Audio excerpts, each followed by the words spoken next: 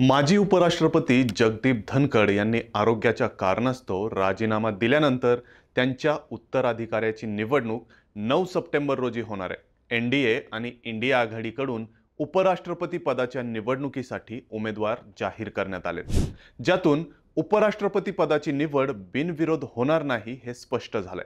पण उपराष्ट्रपती पदाची निवडणूक कशी होते तेच समजून घेऊयात। भारताचे उपराष्ट्रपती हे देशातील दुसऱ्या क्रमांकाचे सर्वोच्च घटनात्मक पद मानले जाते।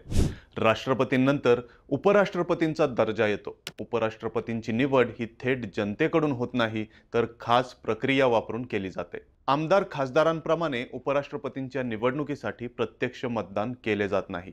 उपराष्ट्रपतीची निवडणूक ही अप्रत्यक्ष पद्धतीने केली जाते। प्रातिनिधिक स्वरूपात ही निवडणूक पार पडते, ज्यात मतदार प्रत्यक्षपणे मतदान न करता मतदारांनी निवडून दिलेले त्यांचे लोकसभेतील प्रतिनिधी तसेच राज्यसभेतील प्रतिनिधी उपराष्ट्रपती पदासाठी मतदान करतात।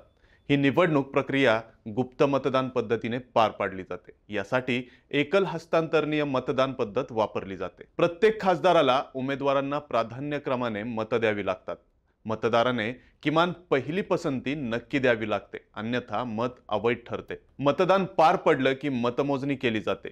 ज्या उमेदवाराला सर्वात कमी मतं मिळालेली असतील त्याला बाद केलं जातं, तर ज्या उमेदवाराला पहिल्या प्राधान्याची सर्वात जास्त मतं मिळतात त्याला विजयी घोषित करण्यात येतं आणि त्यांची नियुक्ती उपराष्ट्रपती म्हणून केली जाते, ज्यांचा कार्यकाळ हा पुढील 5 वर्षांचा असतो। आणि हीच उपराष्ट्रपतींची निवडणूक आता 9 सप्टेंबरला होणार आहे। ज्यात कोण विजयी होणार आहे हे पाहावं लागेल। तर यावर तुमचं मत काय? तुमच्या मते निवडणुकीत कोण बाजी मारणार ते कमेंट करून नक्की सांगा। आणि सोबतच ऑनलाईन नेताच्या पेजला फॉलो करा आणि आपल्या यूट्यूब चॅनलला सबस्क्राईब करायला विसरू नका।